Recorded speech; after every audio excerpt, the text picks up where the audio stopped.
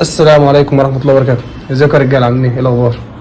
نعمل ان شاء الله تكون ايام يعني خفيفة الى حد ما، ولكن انا يعني عارف ان ايام صعبة، بس استعينوا بالله، حلمك يستاهل والله العظيم. يعني كلها ايام هتبص لها كده ورا وتضحك يعني ان شاء الله لما توصل لحلمك. يعني عايز اقول لك ان مفيش تعب بيفضل، يعني ايه اهم حاجة؟ فرحة الوصول، انت تفرح اهلك والكلام ده كله.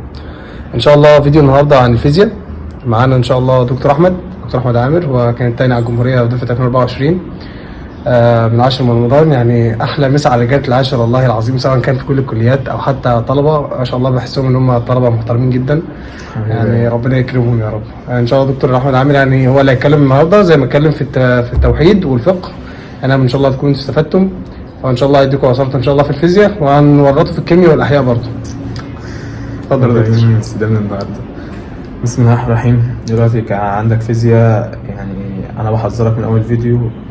الفيزياء كل سنه بتيجي اصعب من السنه اللي قبلها. امتحان بيبقى تقيل تقيل تقيل. لو تشوف كميه الصياح بعد كل امتحان فيزياء مش هتخش امتحان فيزياء، فلازم تبقى انت متمكن من الماده طول السنه.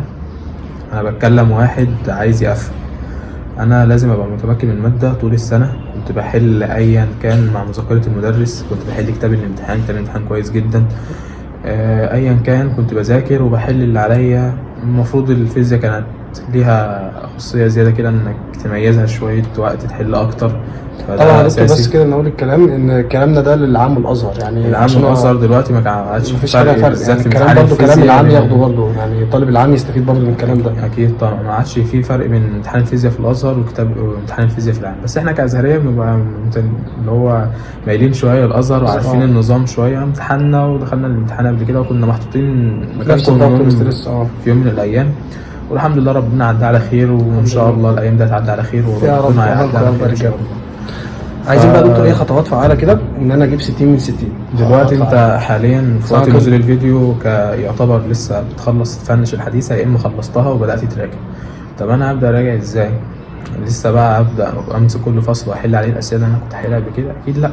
انت بتمسك كل فصل بتشوف النظري اللي فيه افهمه، ما تحفظش. ما عادش بيجي فيه نظري.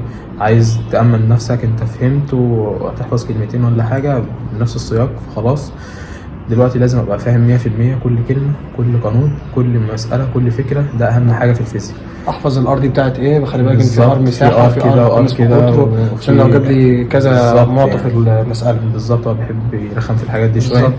فانا دلوقتي بحل خلاص. يا دكتور لو ما رخمش في الفيزياء يرخم فين يعني؟ بالظبط. هو يعني هي معروفه الفيزياء في الازهر لازم كل سنه الامتحان يبقى اسوأ من الامتحان اللي قبله. بالظبط. دي حقيقه يعني. على فكره يا رجاله، امتحانات الازهر في 2011 كانت اصعب من العام اصلا. يعني كان مستشارين العام يعني بياخدوا اسئله من الازهر يحطوها في عام. فامتحان الفيزياء لازم يجي لازم يجي كده امتحان يحترم، اميز ناس. مفيش حد يعرف يقفله بالسهل. المهم انت دلوقتي بتراجع، خلصت الفصل، انت بدأت المراجعة النهائية مع مدرس ايا كان مين هو. يعتبر احسن مدرسين دلوقتي عاوز تشترك معاهم. هنتكلم على اثنين على طول معروفة يعني. مستر محمد مجدي، محمد عبد المعروف. مستر محمد عبد المعروف، الاثنين يعتبر توب يعني. فانت بتشترك مع اللي بتستريح له. ده انت لو هتشترك مراجعة نهائية مع مدرس او مش هتمشي مع نفسك، فهتلتزم باللي هو بيقول لك عليها. هو كل فصل بيلخص لك القوانين المهمة، الافكار المهمة. بتروح بيديك واجب بتفضل طول الاسبوع تحل فيه مش بتخلصه. فلازم تضغط على نفسك وتخلصه يعني. وكده مفيش حاجه اسمها انا ماليش دعوه بواجب عام والكلام ده كله. لا صح؟ انت شغال عام اصلا. انا بقول لك انت شغال عام، يعني هتحل شوامل. انت دلوقتي المستر بيراجع في مثلا الفصل الاولاني، هتلاقي المستر ذات نفسه يقول لك هنحل شامل كذا من ورا، عشان يعتبر يعني بتراجع كجزء صغير مع جزء كبير، بحيث انك تبقى لامم الفيزياء من اول يوم بتحل فيه. فده كواحد اشترك مراجعة نهائية بينزل مراجعة نهائية. طب واحد قاعد وعايز يوفر الوقت ده وهو كان كويس طول السنة في الفيزياء ومستواه حلو، يعمل ايه؟ ده واحد مش هيشترك مراجعة نهائية، مش هيشترك، يمشي بالدماغ. طب بداية كده دكتور حضرتك ترشح اصلا الاختيار ده؟ هو على حسب مستواك طول السنة، على حسب انت درجاتك في الشمال عامله ازاي، على حسب بتحب الفيزياء، على حسب كنت بتحل يعني الدنيا ماشيه معاك من اول يوم كويسه. بس نصيحه، اول حصتين 3 في المراجعه النهائيه جرب، مش هتخسر حاجه. صح. هو الوقت اتزنق شويه، فاضل 45 يوم، مع ان 45 يوم ده عدد كبير. فانت كام 45 يوم اللي هم بالسنه كلها اصلا؟ هم بالسنه كلها، بس جرب عشان ما ترجعش تندم. لقيت الدنيا حلوه والنظام حلو والدنيا عاجباك، مفيش وقت بيضيع، بتستفاد، قاعد بتستفيد وبتحل والدنيا حلوه زي الفل. في ناس ما بتعرفش تلزم نفسها فلازم هيقعد، في ناس بتعرف تلزم نفسها كويسين جدا فهيقعدوا يوفروا الوقت ده في البيت. فالمهم دلوقتي انت ما نزلتش، اهم حاجه تعملها تحل، تذاكر على فصل تحل منه. انت كنت مثلا نضرب مثال انك كنت بتحل من كتاب الامتحان طول السنه، انا خلصت الفصل ولميت كل افكاره كويس جدا، لميت كل قوانينه. طب اعمل ايه؟ احل امتحان الفصل عليه من اي كتاب تاني هوايه فيه، كتاب نيوتن كويسين كامتحان فصل. ده دي كلها كتب عام، فما تبصليش بقى كتاب مرشد او كتاب، لا بالظبط. انت الاسئله دي بتبقى هترفع رتمك في الماده كويس جدا، هعلي مستوى تفكيرك، يعني هخليك تتعامل مع اي سؤال يجيلك. المستشار اخر السنه حط اسئله مستواها عالي، انت بالنسبه لك ده تافهه يعني. صح.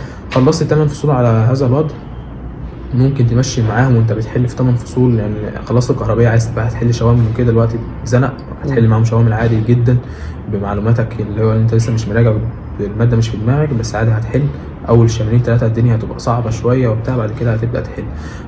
عايز تخلص الماده كلها مره واحده وبعدين تبدا تحل زي الفل، حل. هتحل ايه؟ اوصيك بامتحانات الازهر بتاعتنا، دور اول دور تاني تجريبي لحد 2017 لغايه 2017. عرفت ويركزوا على 24 23 اللي هو النظام الجديد اللي جه في الازهر. النظام الجديد اللي جه في الازهر بالظبط، وامتحانات العام. مش هوصيك يعني، الماده الوحيده اللي اقول لك حل فيها امتحانات العام الفيزياء. الاحياء مش هتعرف تحط فيها القلم، الكيمياء نوعا ما هتمشي فيها شويه، الفيزياء لازم تبقى متمكن الامتحان تخش تحله كذا مره، مش هتجيب 60 من اول مره، الامتحان بيبقى رخم شويه. انا حرفيا اول امتحان حليت جبت 6 من 60. انا عديت جبت 32 من 60، اللي هو في هذا الوقت حاليا كنت بعلم لنفسي ان انا جبت 32 من 60 والحمد لله انا نجحت. بس لازم تحلها، يعني حلها مره واثنين، الافكار فيها عاليه حلوه، هتخش الامتحان تبقى حاطط رجل على رجل وانت بتحل امتحان اخر السنه. بس فتراجع امتحانات الفصل، امتحانات العام، امتحاناتنا دور اول دور تاني تجريبي. خلصت وفيك نفس، في كتب جايبه امتحانات عام قديمه وامتحانات ازهر قديمه زي الشامل. ايوه ده ممكن تحل الاختياري اللي فيه، عشان نازل على جروبات على التليجرام بالظبط. في الاختياري اللي فيه تحله، بس ما تشغلش بالك بقى بمقال وكده. ده لا لو طبعا لقيت وقت. ما فيش حاجه اسمها ان انا امسك كتاب المرشد احله وتحس ان الكتاب مش اسئلته مش بالمستوى اللي هي صح. لا هو كتاب المرشد كل اللي عايزينه منه المقال او الامتحان، انت المقال اللي بتاع في الاول احتياطي بس، والمقال احتياطي بس. امتحاننا يعتبر ما جاش فيه ذره مقال ولا ماذا يحدث ولا عارف. فانت يعتبر يا دكتور ان انت يعني سواء كنت اشتركت مع مستر محمد مجدي او مستر محمد عبد المعبود، انت حد كتابه اشتغل شغل عام، اشتغل شغل عام تمام. وبقى عايز اصور الامتحانات من كتاب المرشد نزلتها PDF زي الفل ومعاك برضه. انت برضه بتصور ايه اول تاني تجريبي استرشادي، يعني اي امتحان جاي قدامك دوس كلهم من اول بالظبط، اولهم لاخرهم باجاباتهم، ولازم يكون الاجابه عشان لو عطلت في سؤال ولا حاجه فانت لو مش شغال مع نفسك. ولازم الفتره دي تحل، يعني عايز تقفل فيزياء حل كتير فيزياء، عايز تحل اي حاجه اصدم نفسك بافكار كتير، اصدم نفسك بافكار جديده، وما تبقاش فرحان انك حليت حاجه انت حليتها اول السنه غلط. لا انا عايز حاجه جديده.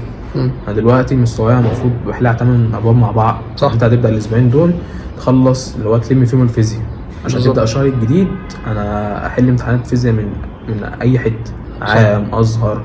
في كتب جايه كانت بتجيب الكويت وافغانستان وحاجات كده ما شاء الله تدوس. اللي هو برضه دكتور ما شاء الله، برضه شايف ان المدرسين ما شاء الله يعني مع كل حصه مراجعه ما شاء الله بيحلوا معاهم امتحانات شامل، بيحلوا حاجه كويسه جدا يعني. ما انا قلت لو مش هتعرف تنزل نفسك انزل مع مدرس، المدرس هيديك كم اسئله كبيره هتحله، يبقى مجمع الكتب غير انك هتحل على كتاب واحد، يبقى مجمع امتحانات، هتعرف تسال المستر لو في حاجه واقفه معاك.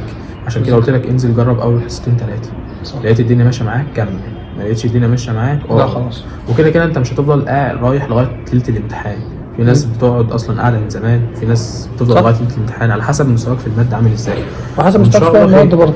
بس يبقى حاطط في دماغك ان امتحان الفيزياء مش هيجي سهل، امتحان الفيزياء هيجي اصعب من التجريبي اللي نزل لك، واصعب من امتحاننا احنا من اي امتحان كان موجود قبل كده. مش اللي هو هتسقط، لا انت هتجيب فوق ال40 لو مذاكر نوعا ما حلو، لو مذاكر كويس هتبقى تلعب من 50 ل60، لو عايز تقفل كل العقبه اللي هتبقى قدامك من 55 ل60 المستشار بيلعب في الحته دي بالظبط. انت فاهمني؟ مش هيجي عشان لازم نميز الناس، لازم نميز الناس، مين هيجي القاهره، مين هيروح دمياط، مين هيروح اسيوط، مين مش هيخش اصلا. ما معلش مش واحد تعب طول السنه سوي، واحد لسه بادئ اكيد مش موضوع لسه بادئ يعني، واحد واخدها استهتار صح؟ اكيد طبعا. وده كله يعني ما كفايه، خلي حافز ليك بس حاجه وحيده، فرحتك يوم النتيجه. بالظبط تكون والله تفتكر دكتور، بس فرحتك يوم النتيجه ده هتقوم تاكل الكتب بالمعنى الحرفي. اكيد خدت حته دين حضن من ابويا يومها. اكيد تبقى حاجات متلخبطه كده في بعض، متبقاش عارف انت رايح فين ولا جاي منين. يعني حاجه جميله يعني، ان شاء الله خير. ربنا يوفقك يا رب يا شباب. يعني كان فيديو لطيف كده، معلش لو طول شويه، بس قلت استغل الدكتور عشان انتوا زهقتوا مني فيديكوا كل اللي عنده يعني. وشكرا جدا للدكتور، ربنا يديه الصحه يا رب ويبارك فيه حبيبي. وينفع